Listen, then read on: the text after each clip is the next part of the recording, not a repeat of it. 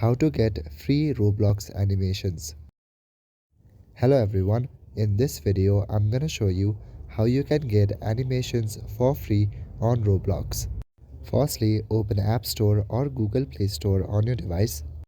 After that, search for Roblox and look for any updates that may be available. If there are updates available, then click on the update option. If not, then go back to your home page. Now from your home page, open the Roblox app. Navigate to the Roblox app and open it on your device. In Roblox, make sure you are logged in to your account. From the very bottom, tap on the avatar option. Now in Roblox, there are some few animations that are for free, but most of them are paid. Go to the search bar on the very top and search for animation. Once you do that, then all the animations on Roblox will appear.